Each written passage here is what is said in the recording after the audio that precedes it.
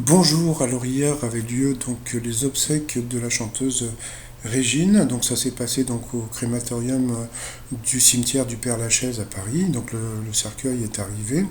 Et puis donc le carton d'invitation, donc c'était une photo de Régine, dont j'en parlerai un petit peu plus tard. Et puis donc il y avait un texte qui était vraiment très émouvant. Donc je vais vous le lire.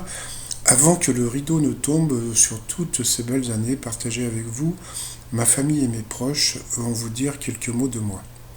Nous allons écouter et chanter ensemble quelques-unes de mes chansons.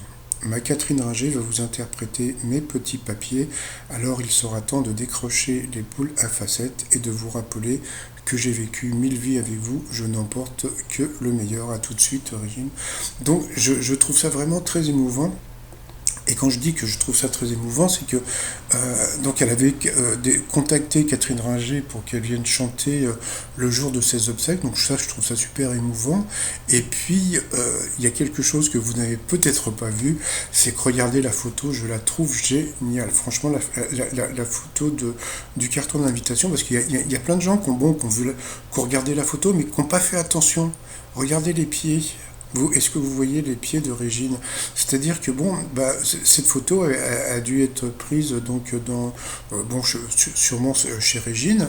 Et puis donc bon, bah, comme elle dansait souvent toute la nuit, bah, j'imagine qu'elle avait les pieds en feu. Donc elle a comment dire, elle avait mis donc ses pieds dans les seaux à champagne qui devaient être remplis de glaçons. Donc je trouve que c'est une image qui est vraiment très drôle et très jolie. Donc voilà.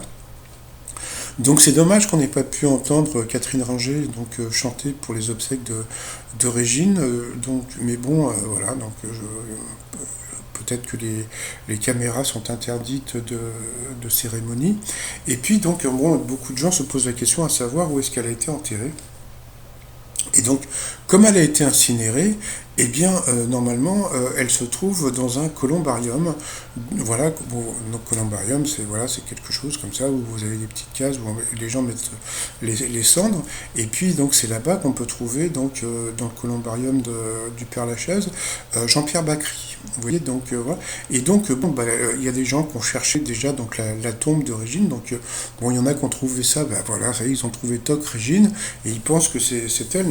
Alors moi je pense qu'elle va avoir droit à une vraie tombe, mais que bon pour l'instant peut-être que comment dire, bah, je sais pas, peut-être qu'elle n'a pas encore été vraiment installée, mais bon donc on verra bien. Donc voilà, donc elle est morte donc elle avait 92 ans et puis bon franchement elle a une vie bah, que beaucoup de gens pourraient envier. Allez qu'elle repose en paix, bye bye.